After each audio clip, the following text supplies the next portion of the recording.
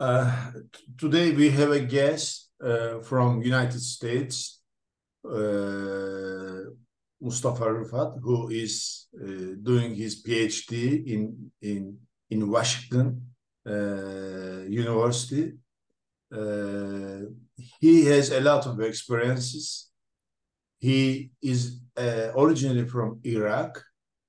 He is Iraqi Turkmen, and he moved to Turkey. Then he moved to United States as immigrants. Then he started studying at social work field. Today we're gonna listen his story, how he started, I wonder, and this story will be a good experience, a good message for those students who want to make their graduate degree outside of Turkey or outside of any country. So we are going to listen, Mustafa. Thank you very much for Mustafa for coming to our a kind of video program. Hopefully, we will listen you in the next programs. And also, I want to say that Mustafa is a member of our lab, social work lab. We are working together. We are writing, publishing. We are doing research all together. That's why I know him very well. He has a lot of experiences in the field. So I want you to get to listen him carefully and then take a notes for your future. Again, Mustafa, welcome. Let's start with your story. It will be an abstract. Totally, we will do 10 or 12, maximum 15 minutes video. So, yeah, you can start. Yes. Thank you. Thank you very much for inviting me. I really appreciate it. I have an honor to be here. Yes, my name is Mustafa Rfat. I am originally from Iraq. I am ethnically Turkmen. I came to the US as a refugee. I am also a person with disabilities. Um, Here in the US, I finished my bachelor's in social work and my master in social work um, at West Virginia University. And currently, I am a PhD student at Washington University in St. Louis.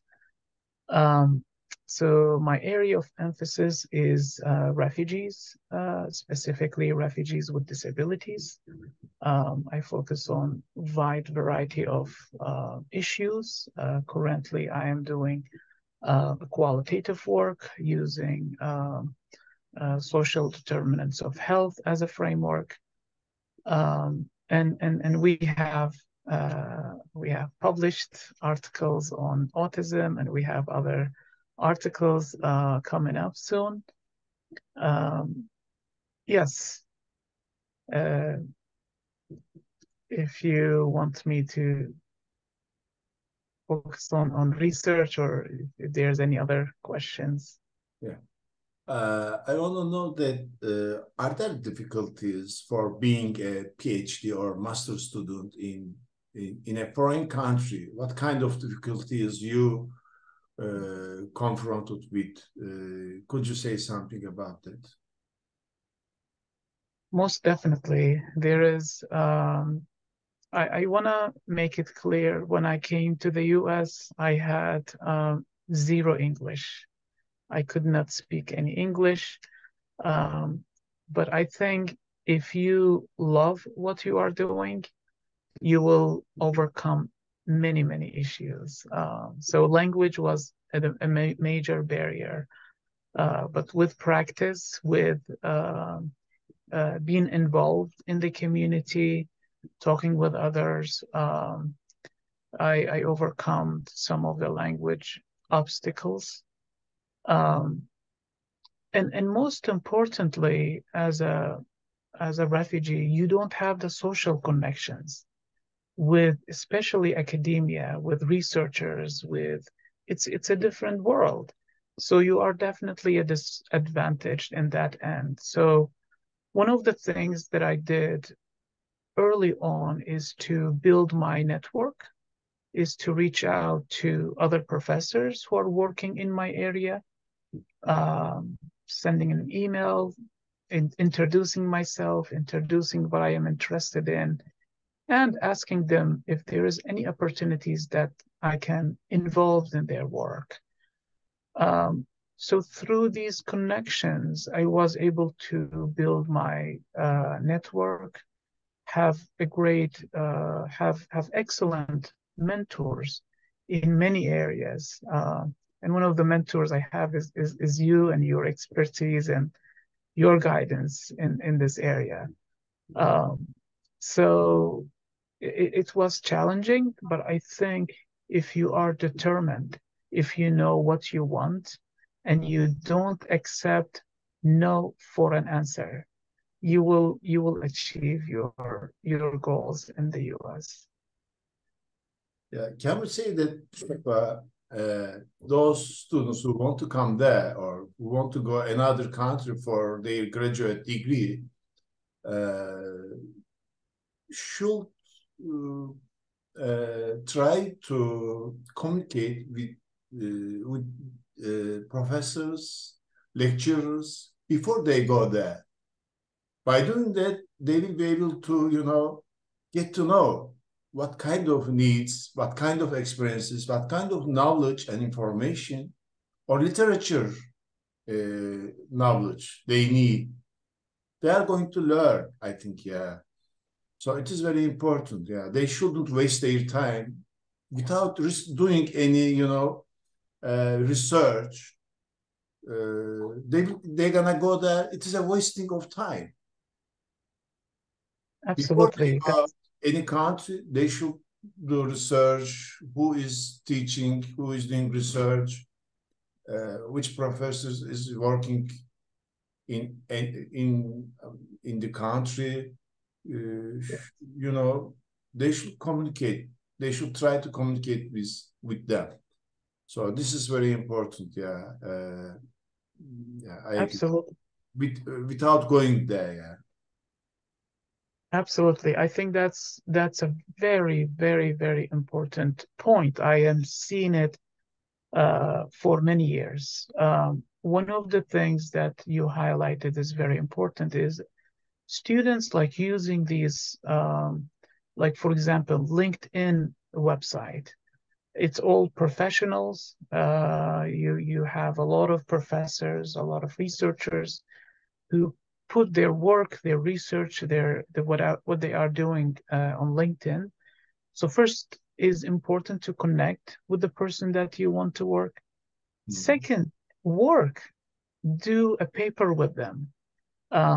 And I think it's not only the point that you try to come here. There is opportunities that professor can come to Turkey or they can come to Jordan or other places. I think we also have in Middle East a lot of rich knowledge that we can share with Western world, the technologies, the methods that we are using in social work.